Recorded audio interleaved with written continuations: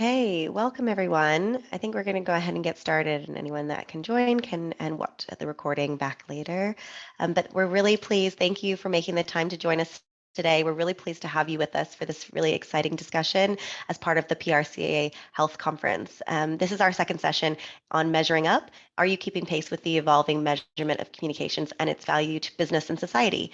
We all know that the pandemic has elevated the role of comms professionals across the industry, but really no more so than within our health sector. But as rising economic, societal challenges close in, from the rising cost of living crisis that we're hearing so much about to the conflict in Ukraine and the re-emergence of non-communicable diseases that we kind of forgot about over the last few years, ensuring that communicators like ourselves are able to demonstrate the value of our work and its impact on the businesses that we work with and for is of paramount importance, which is why I'm so excited to have this esteemed panel with us today to talk through some of these challenges and our opportunity to level up our position within the business and marketing mix when it's done well. I have with me Andrew Bruce Smith, who is a data measurement, AI, PR, SEO, analytics, and social media consultant expert trainer. Toby Genton, who is head of Edelman's Data and Intelligence Unit for EMEA, and Amy Chappell, head of insights at Wellio. So I hope you'll join me in welcoming them, and I'll introduce each one properly in a moment. I just want just a few housekeeping things, but if you'd like to share as we go along on social media, feel free to use the hashtag PRCA Health Conf, that's CONF, which we've used previously, and to tag at PRCA_HQ with your comments. We'd love to see what you have to say. We will have time for your own questions in the second half of our session, so please do drop them in the chat as we go along, and I'll be sure to try to get to as many of them as we can as we go. But without further ado, I'd like to welcome our first panelist, Amy Chappell, Head of Insights at Wellio. Amy has been a professional in media measurement for over a decade, and she's passionate about best practice evaluation and top quality insights that fuel data-driven decision-making.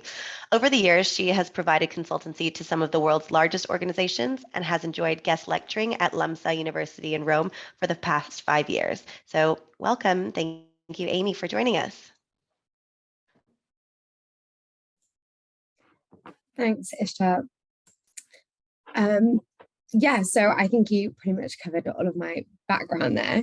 For anyone not aware, Wellio provides monitoring, insight, engagement, and evaluation tools for PR professionals. And the insights team is responsible for setup and delivery of curated media analysis frameworks and reporting.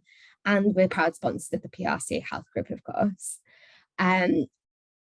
I've worked in media measurement and analysis for over a decade. I've seen clients moving from trying to achieve that kind of third factor with the printouts in the clipping folder, evolving to more sophisticated analysis frameworks, not as quickly as you might think. Most professionals in this field have been measuring their inputs in some form for many years, no matter the industry, and some are just at the beginning of the measurement journey. However, the question that we're most frequently asked is, what's best practice? It's a loaded question, and unfortunately not something I'm here today to give you the kind of secret recipe to. Instead, I'm going to talk through a few key principles when it comes to best practice in media measurement. So the first is relevance, and that question is shortly followed by, what are the best metrics to use? And while these are totally valid questions and show some consideration that not all metrics are created equal, don't worry, I'm not now going to go on into a long and lengthy talk about how bad AVEs are. I think we're all aware of that by now. But this is something that there isn't one size that fits all. The kind of best metrics, and indeed the best measurement, are those that are relevant to you. If you want to be number one in share of voice compared to competitors, first we should be looking at your communications plan. Will you be armed with the stories or the products or even the budget to be able to achieve this? And that's where smart KPIs or objectives comes into place and should be the place that you always start. So smart KPIs, for anybody not familiar, are specific, measurable, attainable, achievable, relevant, and time-bound. And that might not be a new concept to some of you as your starting place, but it should also be the place that you keep coming back to. If you start the year with a set of smart objectives, then great, you're already on to a great start in terms of best practice. However, if things change, say a global pandemic happens and budgets go on freeze, are all those objectives still relevant to what you're trying to achieve now? That being said, the second kind of principle is consistency. And generally speaking, when it comes to best practice in media measurement, it's important that there are some parameters of consistency from one period to the next, or one event to the next, whatever you're measuring. If there's no consistency, then it's hard to understand what good looks like and kind of benchmarking against yourself. Are you improving or not? And this is something we talk about a lot when it comes to metrics too. Something maybe quite controversial. Lots of different agencies provide different methodology when it comes to metrics like reach or opportunity to see.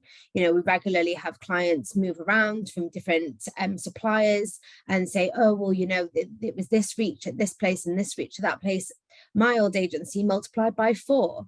Well, ultimately, it doesn't really matter if they multiplied by 4 as long as they continue to multiply by 4, because you're going to see that benchmark and see that you are improving over time or that you're not improving.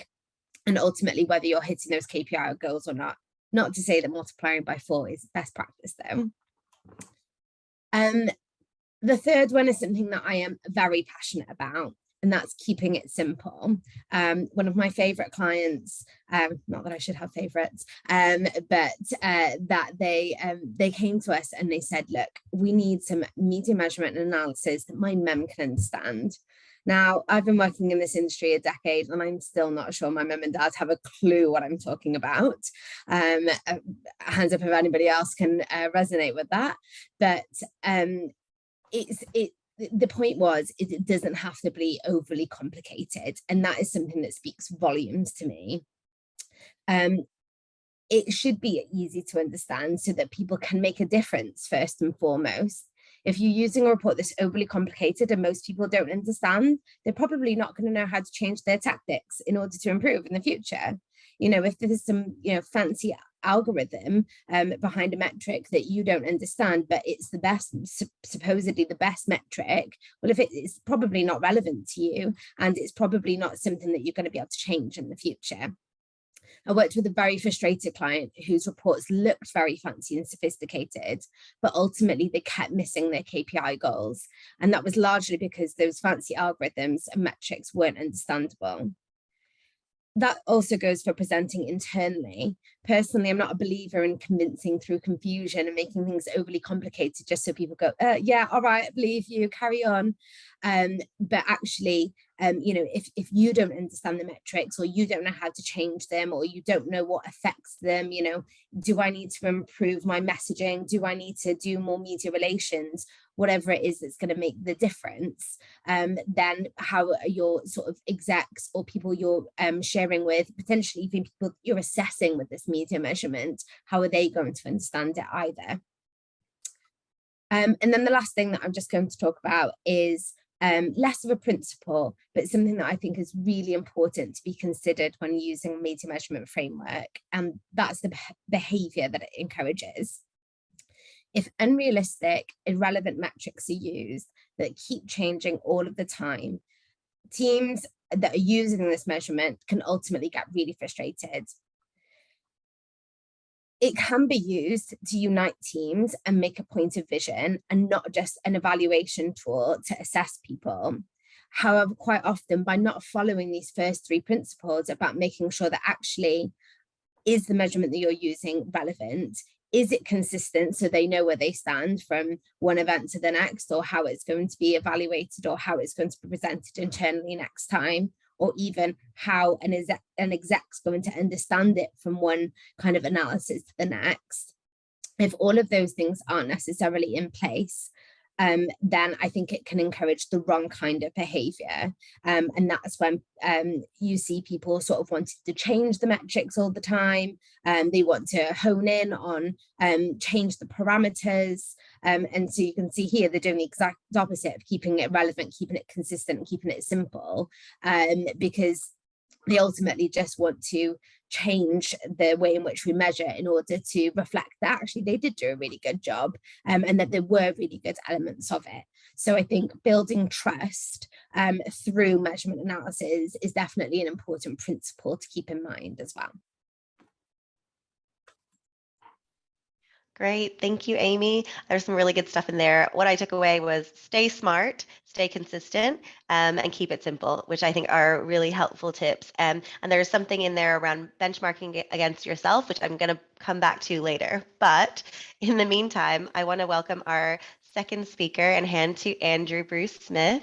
Andrew has a career spanning 37 years. He has developed and implemented many highly successful strategic digital comms programs for some of the world's biggest brands, including IBM, Capgemini, Apple, and Checkpoint.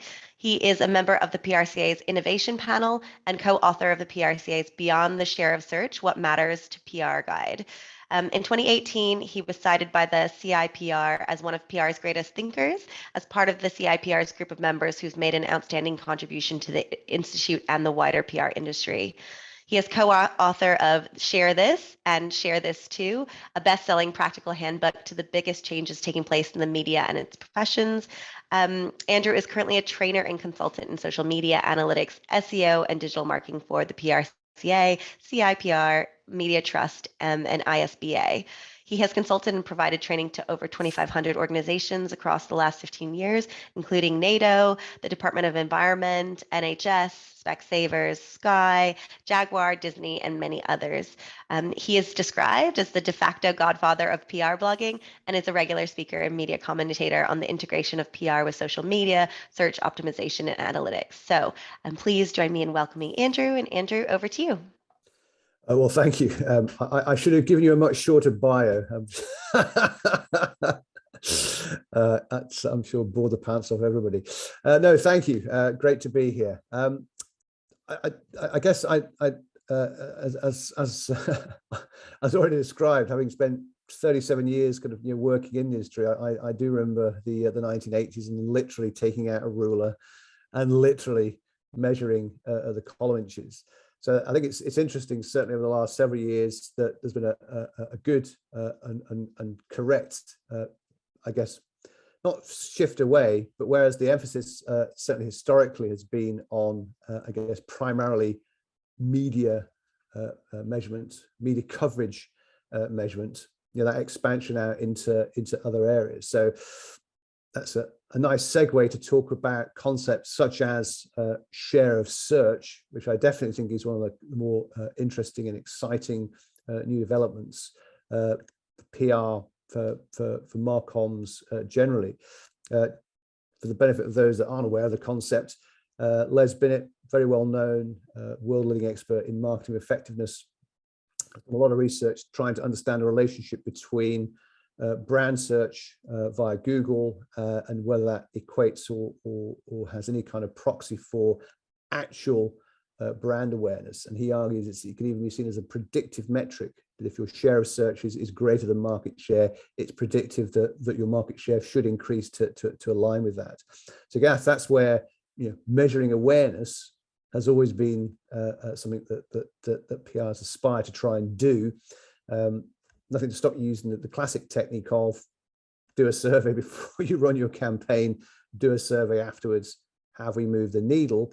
Whereas share of search data, ostensibly freely available in the PRCA guide, I'm sure everyone can get their hands on if they want to, free of charge, kind of has details there about how you would practically go about obtain the data, put it into the necessary kind of spreadsheet format, and start to perform those kinds of analyses yourself.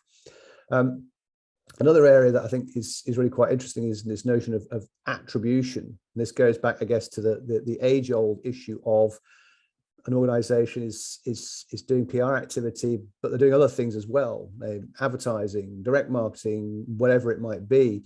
How do we kind of correctly attribute or account for the role and the impact that the PR activities had, as opposed to all the other things? How do you kind of separate these things out?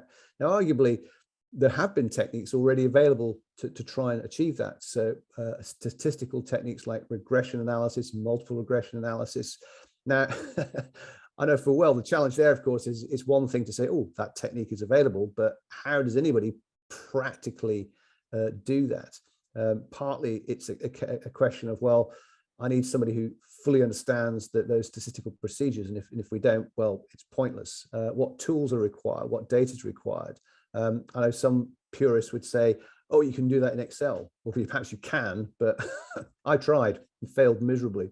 I think it's quite interesting that there are now inexpensive tools available to help those kinds of techniques kind of come to the fore.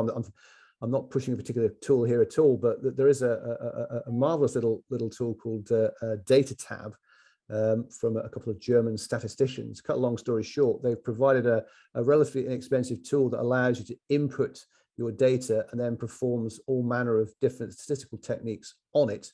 But the really neat part is that it then explains the findings back to you in words that a human being can understand. That, for example, what if you were to input your media coverage data in terms of reach, and then input data relating to an outcome, if it's a sales outcome, or in the health case, a behavioral change or behavioral outcome, and it would apply regression analysis to say, is there a relationship between these two data sets, i.e., to get a little bit jargony, is the null hypothesis valid? Now, what that means in plain English is there no relationship at all between these two things, as in it's completely random. The PR outputs have got zero relationship to the outcomes over here, or is there a statistically significant relationship here that at least rules out the idea that there is zero relationship? So the fact that it can show that there is some kind of relationship between these two things is a good starting point. And then using kind of multiple regression to say, if we're doing all these different things, do I give 5% credit to PR? Do I give 95% credit to PR, 50%, etc.? So, cut a long story short, I think we are in exciting times. I think it's kind of perfect storm's the wrong phrase rather. There's I think a really happy kind of confluence of availability of data. I don't think that's been an issue for some time.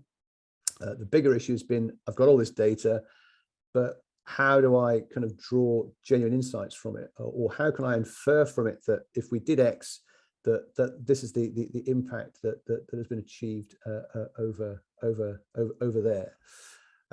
Again, back to attribution that says, and particularly in the realm of overall kind of digital comms, I'm sure many of us are familiar with the concept of last click attribution. Imagine a game of football, professional football, and the only people who get paid are the goal scorers. But that's kind of how many organizations have approached it. So only the goal scorers get paid. None of the team members receive any credit whatsoever, although football, like most games, team games, you can't score a goal without at least one assist. So that idea that only the channel that appeared to be the last kind of activity that then persuaded the end user or whoever it is to change their behavior, whatever, gets all the credit, thereby ignoring everything else that had to happen first before that last action. And I've long argued it that much of PR is indirect. It provides an indirect contribution rather than a direct contribution. The idea that, oh, there's a great piece of coverage, and as an immediate result of that, there's the outcome. That's what we're looking for. Versus, no, it's a vital and necessary initial part of bringing people along and on board. But that doesn't mean it shouldn't get any credit at all. It's how do we set things up so that we can understand the role, the contribution, the impact that it's played. I mean, one other thing that immediately kind of springs to mind, just in the area of search, again, not share of search, but a really interesting phenomenon where if you look at so-called non-brand searches on Google, the most likely content that surfaces for those non-brand searches tends to be editorial coverage. So in other words, editorial coverage not only can provide value at the time it is published or shortly thereafter, but potentially can carry on providing visibility long after it was initially published, because it continues to appear high in relevant search results, continues to generate visibility, awareness, and exposure. And I've thought for a little while now, how many of us are taking account of that additional value that's being created and creating impact? Are we all leaving money on the table, if you will, and not taking into account some of these other factors where what the work we have done continues to have an impact? We're just not looking for it, not taking it into account, and we almost certainly should. That makes sense.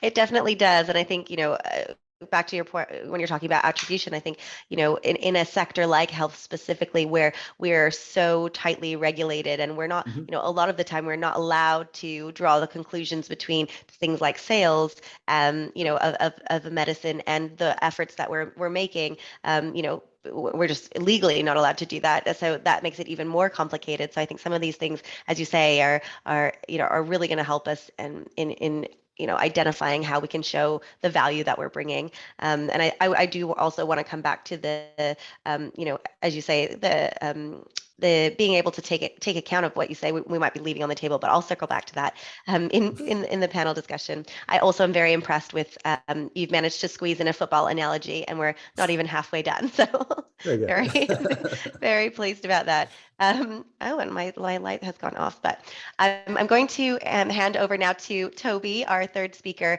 who is head of Edelman's Data and Intelligence Unit for EMEA. Toby joined Edelman DXI, which is our fun acronym, in July 2020 to take on the role of EMEA lead, launching and building the regional business. Prior to that, he was general manager and chief digital officer for our Edelman London office.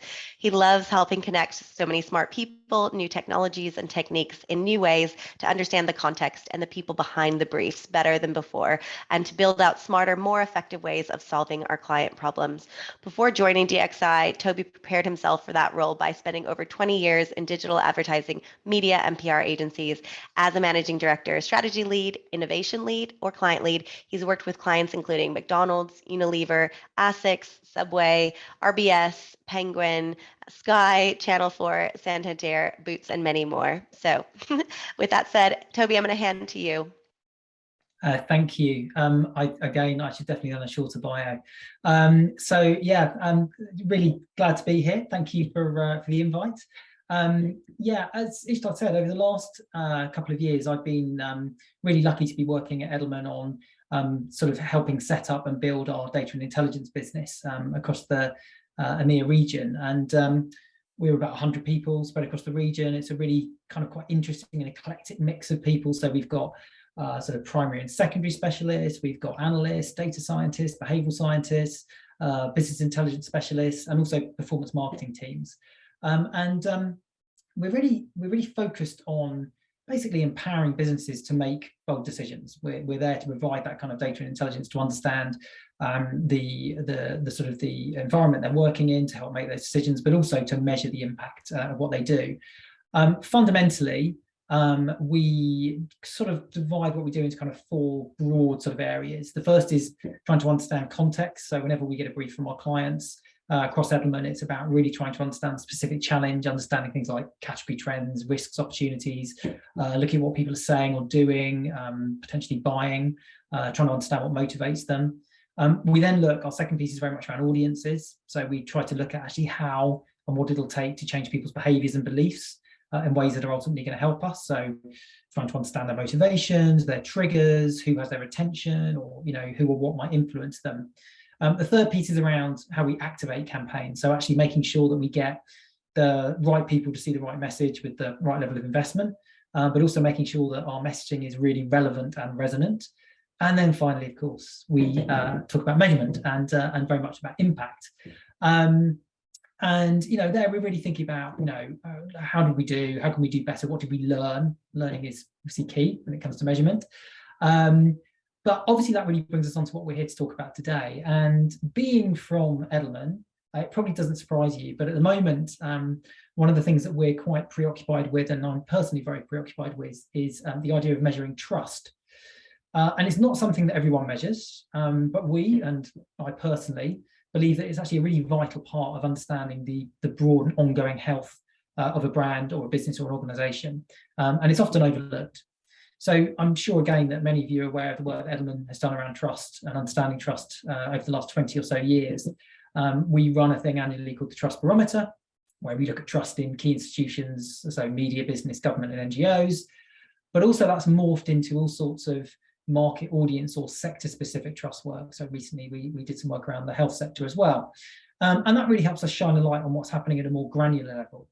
But beyond that, we also do a lot of work for our clients, so different businesses and brands across a variety of sectors, to really look at their trust capital, to understand and diagnose their trust capital. So what is their standing with different audiences?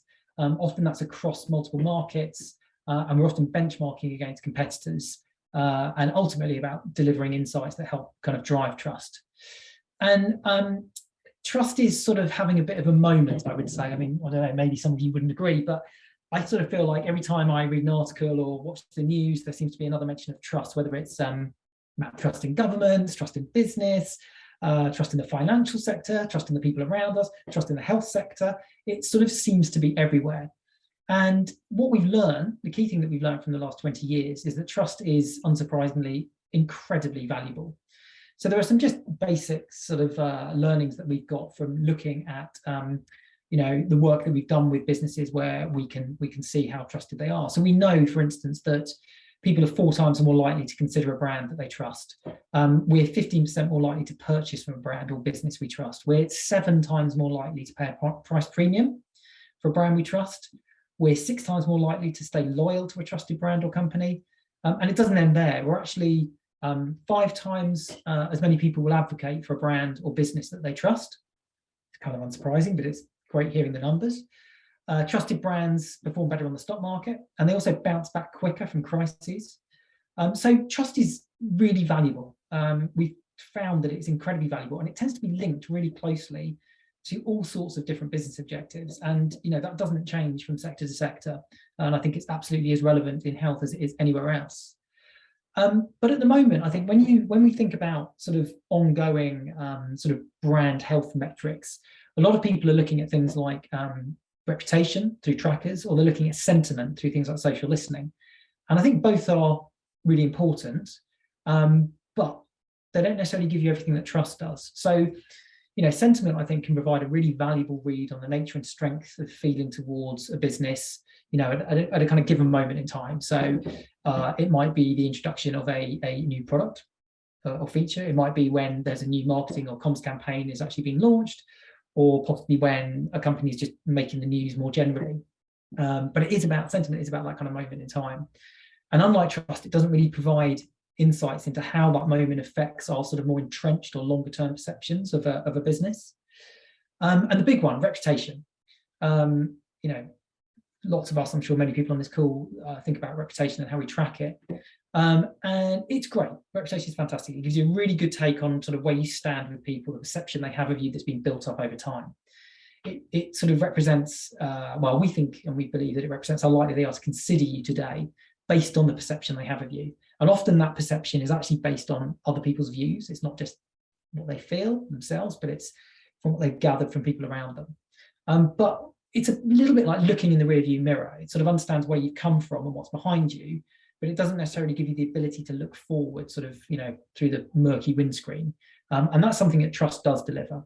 So what we've seen again and again is that trust is a leading indicator for reputation. So when we see trust scores dipping, we will often see reputation scores following shortly after. And equally, when we see trust growing, we'll see reputation follow behind it.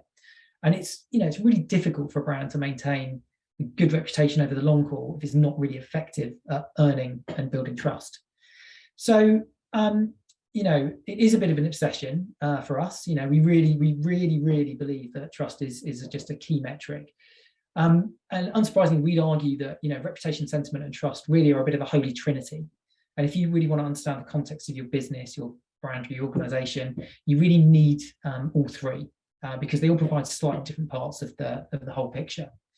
And I think, if you only measure sentiment and reputation and not trust, you're fundamentally leaving the sort of explanatory and predictive power on the table, and you're just looking at those 2 dimensions, as I said, what I really believe is a 3-dimensional space. So we sort of say that trust is a new form of brand equity, which is probably a brave statement, but we believe it strongly. And it's it's important that it's not the same as reputational sentiment. Trust is very, very different. But to measure it, to really get to that point where we can really measure and understand trust, we have to build a model. And what we've got to is a way of measuring trust that allows us to deliver a very singular trust score that we can use as a benchmark for ourselves, but also against competitors. And we can also look at what that single score is with different audiences. We call that ENTS, or the Edelman Net Trust Score. But we can also look at how we're performing against key drivers of trust. So after lots and lots of academic research and different partnerships, we've basically defined these key sort of 5 dimensions of trust, and we measure against that as well. And so they are very simply ability. So this is functional trust. Fundamentally, are you good at what you do? Are you competent? Dependability, which is sort of transactional trust. So do you keep your promises? Are you reliable? Integrity, which is moral and ethical trust. So actually, are you as a business honest? Purpose, which is sort of societal and environmental trust. So are you trying to sort of have a positive impact on society overall? And then finally, self, which is very personal trust. Actually, are you relevant to an audience? Do you resonate emotionally with that audience? And those 5 dimensions give us our trust framework.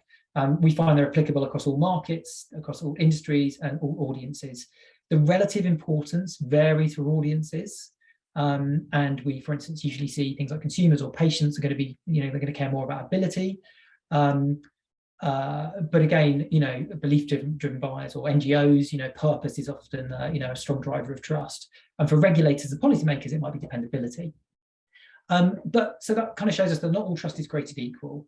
But it's, I guess what I'm saying is trust is important. Yeah, it's incredibly valuable. It's different to reputation and sentiment. It gives you something that they don't. And there are actually frameworks that allow you to measure it. And frankly, that's what we're sort of slightly focused and obsessed with at the moment. Great, thank you, Toby. I might start, I'm going to open it up to the panel discussion now, and I think there's some really good stuff in there, but I might start with something that you said at the end, which is around, obviously trust is important, but you said, not all trust is created equal, and I think Amy said not all metrics are created equal.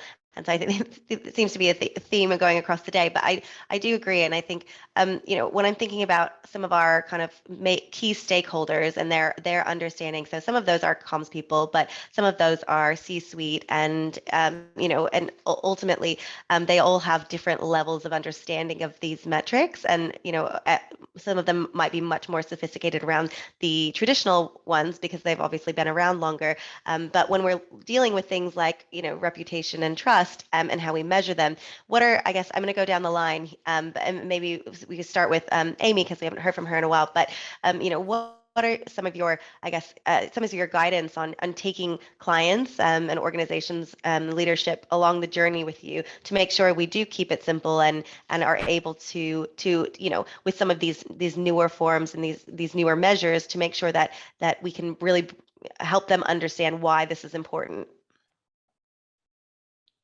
Yeah, absolutely. So I think first and foremost, it's about kind of like setting the tone and everybody agreeing on where the starting point is. There's many organizations, PR professionals out there that, measurement sometimes isn't the first thing their priority, especially when they come in on a Monday morning and, they've seen this awful article. Let's be realistic about where measurement lands in the priority sometimes. But what it is important is that everybody's on the same page in terms of what you're setting out to do as an objective and how you think you're going to try and achieve it, and then what the goals are. Practical ways of doing this can include things like white papers, or just quite simply setting out, these are first and foremost business objectives. these are going to be our PR objectives, whether they link with marketing. And then as a result, these are the SMART KPIs. And that's when you come to choosing your kind of selection of metrics. And yes, guaranteed, not everybody from kind of the C-suite right down to the actual sort of practitioners using this is going to be involved in every single meeting along every step of the way. But I think just documenting actually what you're setting out to achieve and how you're going to do that is incredibly important as a starting point, because otherwise the analysis doesn't really have any direction.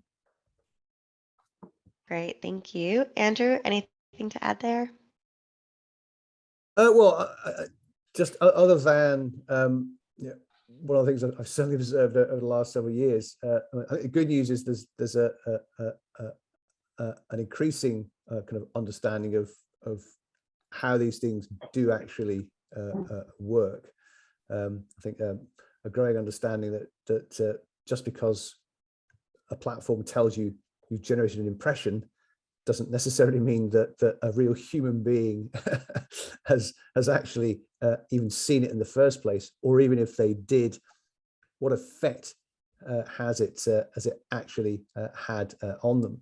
Well, I go on a tangent, but I'm intrigued by this concept of attention. In fact, it was Mark Ritson in marketing only this week was talking about we should pay more attention to attention. And this idea that I guess it aligns with what Toby was saying about trust and reputation, particularly trust. And I totally agree with him. Trust barometer is brilliant, and everyone should pay attention to its findings. But a lot of these concepts are all interlinked. You're more likely to pay attention to an organization that you already know and already kind of trust. Understanding the drivers that actually contribute to what creates that trust, and how that those learnings can then kind of inform how you construct your communications approach. I think in the health comms context, particularly where, as I say, it's not necessarily about selling something, it's about changing people's attitudes and fundamentally behaviors. I'm really interested in all the work that's kind of going on in various places now around utilizing learnings from behavioral psychology, informing comms approaches, using that. It's essentially it's data driven, it's evidence led. I definitely think that's the way forward. And in relationship to measurement, it is about understanding what are the things we should be measuring in the first place. It's an old saw, but we tend to measure the things that are easy to measure. We'll have that because it's easily available, rather than what should we be measuring. And yes, it might require more effort, but I increasingly think the effort involved is nowhere near as much as it once was.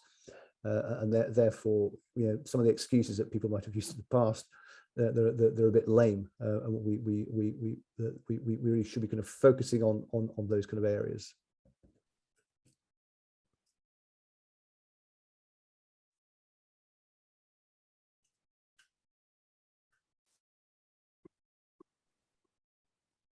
Oh, I can't hear you, Ishtar. Is that just me? No, I cannot hear Ishtar either. Hello, Ishtar. Can you hear us?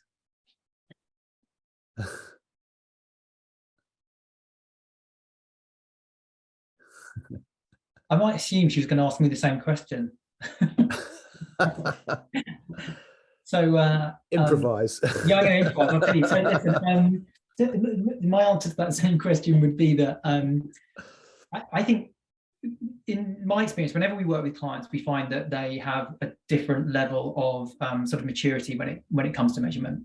And I think for us, it's about understanding where they are on that sort of continuum and actually helping design a journey that's going to move them forward. So we quite often talk about, at its most basic level, we talk about smart, smarter, and smartest. And often it's the comms functions in business that help us think about smart and smarter. But it might actually be the sort of core business that then gets us to the smartest thing. So for us, smart is about building the basics. It's about ensuring that we've got a very consistent and unified approach in place, that it's consolidated across multiple channels, it's comparable across different campaigns and initiatives. So you've not, we talked earlier on about consistency. Amy mentioned consistency, but it's about getting that consistency. across markets as well, and it gives us the foundation to build from. If that's in place, then the next thing is what we call smarter, and that's where we start to prove performance, impact and value. So it's about having a function in place that can actually optimize comms and efficacy while they're live, but it's also about being able to demonstrate the real value of those communications to the business. And then smartest is where it starts to get more future focused. This is the stuff, to be honest, that really excites me. So this is where our approach to measurement actually allows us to predict the outcomes and adapt what we're doing to make sure we're successful. So this is where we use some of the things like regression analysis and things that we were talking about, but things like econometric modeling, mixed media modeling, to actually not only really understand the impact of what we do, but actually start to build planning tools that can allow us to predict the outcome of work that we're going to do. Now, when you get to that level, the investment is clearly higher, but it's also significantly more valuable to the wider business. It's not just necessarily about the comms function. It might be comms and marketing plus the rest of the business. And so I guess for us, it's, how do you take clients on the journey? You've got to start small, and you have to take them with you. Ultimately demonstrate the value that measurement can give, and the predictive power ultimately that it can provide to the business to make better, smarter decisions. Do we have Ishtar back? With sound, I hope. It wouldn't be an event without a small technical hiccup. So, Yeah. sorry, I answered your question as well, Ishtar. It was amazing. You missed out, but don't worry. I missed the best part. Totally. Well, thank you for keeping us moving. I did want to come back to the football analogy from earlier around kind of last click attribution, and that Andrew had brought up, because I find that personally really interesting, but also really complicated, I think, as well. And because I think, PR is, kind of the funnel, right? Like the top bit of the funnel. And, it is around a lot of the time around awareness and how that then translates into things like trust and reputation. But, I think it is a really tricky one, right, to kind of sell to stakeholders, and also to really show concretely how that's moving. So I guess maybe I'll hand to you, Andrew, to just take us through that a little bit, to say, how are we able to do that in something that sometimes feels a bit gray, but this is really important to say, it isn't just that last piece of the puzzle, right? They might have read an article first and then heard about it from their friend, and then they've clicked on the advertisement when they've seen it the third time. So it is sometimes a combination of all those things, or where a PR was actually 30% of it, but we get none of the credit. So yeah, I just wanted to kind of start with that. Sure. Well, I again, to reference the great Les Binnett, Peter Field and Les Binnett, 12 years ago now, their kind of groundbreaking study, the long and the short of it. And to cut a long story short, their findings based on decades of empirical data pretty much comprehensively suggested that when looking at where to place your kind of comms and marketing investment, then the 60-40 ratio applied. 6% invested in brand building and awareness raising, 40% on so-called kind of activation, or last click, if you will. That's been around for over a decade, and people sagely nod their heads and go, yes, but how many people actually apply those near scientific principles? I think there's still a tendency to go, well, I want to see results and I want them now. So I expect everything that we do to generate an immediate result, whereas there's lots of evidence to suggest that you have to invest in the longer term in order to get the longer term outputs, or the longer term results. To your point about it's complicated, it sort of is, but the idea that a single activity generates all the results, I'm not saying it's impossible, but it's usually unlikely. So invariably it requires a variety of different things. It's building that mix in the correct proportion, the correct way. I think the challenge is that often, even though people logically understand that PR activity in and of itself isn't going to make people drop everything and do what you want 2 seconds later, not doing it because it appears not to be generating some kind of immediate impact is also defeating. We talk about awareness, and that's why I get excited by techniques like share of search, because there does appear to be a lot of kind of valid basis for using that as a way of genuinely observing people's an observable behavior, a revealed behavior that says, if more people are looking for this, something must have caused that to happen. That does not happen in a vacuum. The more work that's done to understand how things actually work, the drivers that kind of go on there, I personally kind of think it's quite exciting times or should be exciting times for public relations, not just around media relations, but all the other areas that PR can and should be involved with. Great, thank you. And we have a question from the audience here, which is that measurement is always the area that clients challenge and look to scale back in budgets. What would be your recommendation for doing effective measurement on a smaller budget, or maybe for clients with less resources, or in-house teams with less resources? So I'll start with Toby, but I'll get all of you guys to give us an answer to that, if that's okay. It's definitely one that's needs some thinking. No, I think it's a pretty common challenge, and I'm just going to refer back actually to just what I was talking about slightly earlier, the smartest thing. You can get to a good kind of standard of measurement if you just take on board some of those principles. So some of the principles that Amy talked about around things like relevance and consistency. But if you just put in place a basic framework that is consistent, that you continue to use, then that's great. It doesn't have to have every single metric in it. You can look at the metrics that work for you, look at the tools, frankly, that sometimes are free or near free in order to get that kind of measurement piece. But I think you've got to ultimately take that client on a journey. You've got to demonstrate the value of measurement, because it shows, frankly, shows how good they are at their jobs, and convinces that, the rest of the business that marketing or comms budgets are going to the right place and should continue to go to the right place or continue to grow. And this is going to sound like a really terrible sort of trick, and we don't do this nearly often enough. I have been in pitches in the past for new business where we started with measurement. We've literally put that up front. We've gone, okay, so what are we going to achieve for you with this campaign, and how are we going to prove that we achieve it? And it's kind of like, all those proposals where measurement is the kind of slide at the end or the page at the end and they get cut off. It puts it front and center. It just changes the mindset around it. So that's a bit of a basic kind of thought, but I think it's worth thinking about. And then, as I say, you don't have to do everything. You don't have to boil the ocean. Just think about some of those core principles around just getting consistent, smart measurement in place. Great, thanks. Amy, anything to add there?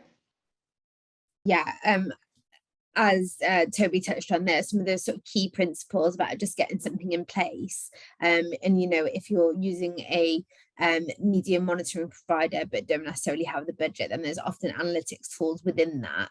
It's the bit that they're missing is, what does good look like, and what does this data actually mean, is often the bit that's missing the most. And that's really where I would echo kind of what was just touched on there with, it's not necessarily always the price of measurement, it's the value that it brings with it and how important that is to an organization. I think that sometimes, yes, of course, we all have budgets to work to, unfortunately, especially in this day and age. But I think it really depends on the importance. And, even if it's not necessarily something that's on such a regular occurrence as like a monthly period or something like that, being able to monitor and evaluate some of those key sort of campaigns or milestones might even be a way to kind of get around it, as long as then you're kind of keeping those principles of keeping consistent and keeping relevant when it comes to setting those objectives and KPIs beforehand.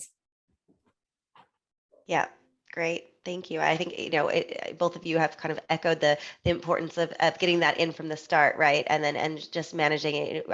For me, I really believe that, a small budget is an excuse for not being able to show you what you've done regardless, right? So I think, that's definitely key here. But Andrew, anything else to add?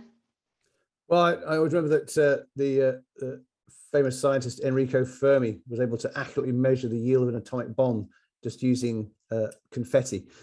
So there was the cheapest measurement device possible, but coming up with a highly accurate measurement. The that Toby's already alluded to it, that there are lots of free tools. You've probably got more data than you realize, and you probably don't need as much data as you think. There's an awful lot that you can do with literally no budget at all. So I think in the modern world, the excuse that, oh, I haven't got the budget to do anything is pretty lame. And again, to keep harping on about Sierra Search, classic example, that costs nothing. The data provided by Google Trends, it's there, it's freely available for anyone who chooses to download it. So there is a mechanism for potentially measuring brand awareness or the effect that your work has had on moving the needle on that. That's just one sort of tiny example. Obviously, with more data and more tools and more budget, of course, you can measure more. But I often think that it's getting the first part right, and so much you can achieve and do with no money at all. It's really your desire and determination to want to measure that I think is probably more crucial. Great. There's a bit that I wanted to kind of chat through with you guys as well, which is, we've talked a lot about reputation and trust and for, brands and businesses overall, but I think that there's also, kind of a layer down, which is, we're seeing a huge rise in thought leadership and executive positioning, right? And people seeing individuals at within a company have their own reputation or be seen as thought leaders or experts in specific things and be trusted themselves and have that trust then, flow on to the business. And so I think, that is evolving and changing, but, how are you seeing that, with the work that you're doing? And do you feel like, that we are doing enough to measure that, the contributions of different people within organizations to the overall, kind of reputation and trust mix? I guess I'll start with Toby. In a word, no, I don't think we're doing enough generally. I think that I think especially what you're talking about, especially when you are doing things like thought leadership and kind of executive positioning, and we can measure that in its own right. But I think often people aren't connecting that with the broader sort of health of the business or the broader kind of reputation of the business. To your point, I think that's the case with all sorts of stuff that we do now. So there's lots of things that we can measure in isolation, but people are struggling to understand the direct impact on key sort of business performance. But that is changing. That is absolutely changing. And again, the stuff that Andrew talked about, data tab being an example of a place where you can put all this data together and start to actually understand, is there a relationship between them? We're doing more and more modeling for clients now, which is about truly understanding the impact of different channels as a mix against their key KPIs. So we've one client, for instance, at the moment where we are, this is not cheap, just to be clear. It's not like Andrew says it's cheaper with data tab. It probably is, but it's not cheap when you want to employ a bunch of data scientists to do it. But it's we're doing work with the client, for instance, where what they want to know is they want to know how their 4 key KPIs are being influenced amongst different audiences in different markets by different marketing activities, and that includes things like executive positioning, it includes things like events, it includes paid media, earned media, etc., etc., etc. And what we're having to do is we're having to take historical data on all of those things, look at the impact that has had on these different KPIs, find ways to measure those KPIs. They're all soft, none of them are sales related. And we're building a system that effectively allows them to understand, okay, we need to shift this KPI with this audience in this market. These are the channels we should use. Oh, executive positioning, that happens to play a big role here. So it's starting to really allow you to understand which of those channels is working. But it's not straightforward. It can be quite costly, and it tends to be, and we are doing something very similar for a big health business, so I can't say who it is. But in that case, it was more than a brief from the comms team. It came from the core business itself, because actually they're looking at decision making around, at a much kind of wider level around where their budgets are going. And so this was allowing them to understand the impact of all of the different pieces that they were effectively playing with. But yeah, you can absolutely do it, but generally, like, I think all those little bits, those individual things, trying to tie them all together in one place becomes quite hard. Great. Amy, would you agree? Or disagree? That's fine too. Yeah, absolutely. Yeah, I think not quite enough is being done. I think something also to be said around the education around this as well, around not only sort of PR professionals, but people in the wider business. I think that's incredibly important, that people actually understand what all of this means, which is why kind of like one of the things that I'm passionate about is not necessarily keeping it simple always in terms of the measurement, but keeping it simple in its portrayal as well, and making sure that it's digestible for people to actually then take action from it too. Great, thank you. I think, for the first time, I'm seeing clients who, I think for a long time it was all about more channels. More channels is better. We want to be on all the channels, and then we need to have a presence everywhere. And I think for the first time in the last, kind of 18 months, people are really, really having a critical eye on, are these channels doing what we want? Are they moving the needle in the way that we want? Is it worth the lot of effort to put out content in different formats across all of these things? And so, yeah, I think, being able to, as you said, Toby, like look really critically at how that's moving the needle and in which places and what's informing that is really important. We're actually almost at time, very sadly, but I'm going to leave us today by asking you guys each to share your kind of one practical tip, insight, or takeaway that you'd like to leave our audience with. So I'm going to come to Andrew first, and then I'll go Amy, and then I'll go Toby. Well, a shameless plug. Look at the work of the PRCA Innovation Panel, the Share Research Guide. And without revealing too much, watch this space. The Innovation Panel will have a new piece of work being revealed, hopefully by the end of September, early October, around the area of data literacy. So if anything, helping the industry overall to have a more kind of focused appreciation of bringing statistical concepts and data analysis more to the fore to help with all of these things. Great, thank you. We can drop a link as well for all the attendees to that also, if that's helpful. Amy, coming to you next. Yeah, sure. I guess the one tip I would have is that one size doesn't fit all. I think no matter where you are on your measurement journey, whether you're right at the beginning or you're a seasoned veteran, you've been doing it for years, don't be afraid to go back to the drawing board and make sure that things are still relevant for you in terms of what you're measuring, and that you're using it in the right way to encourage the right behavior. Perfect. I love that. Thank you. And Toby, last but not least. Yeah, a great advice there from Amy, I think. Talking about your measurement journey, plan your measurement roadmap. Yeah, don't just think, okay, we're kind of doing this and that's okay. Actively think about where you want to go. And again, going back to that smartest, it doesn't matter where you are on that journey, but start to think about where you can get to and think about how that can drive value for the business. Because ultimately, measurement is getting to a place where all of that data is getting shoved into fantastic predictive tools that are going to make decision making much easier and really allow you to understand the value of what you do and the business to understand the value of what you do. That's where you want to get to. There's no doubt about it. There's no question in my mind whatsoever. That's where you want to get to, but you're not going to get there overnight. And it doesn't matter where you're starting from. Plan that roadmap. Think about how you get there over, if necessary, a number of years. Great. Got to be future facing, I think, taking that view. Well, I wanted to just give a huge thank you to everyone for joining us and to all of my panelists.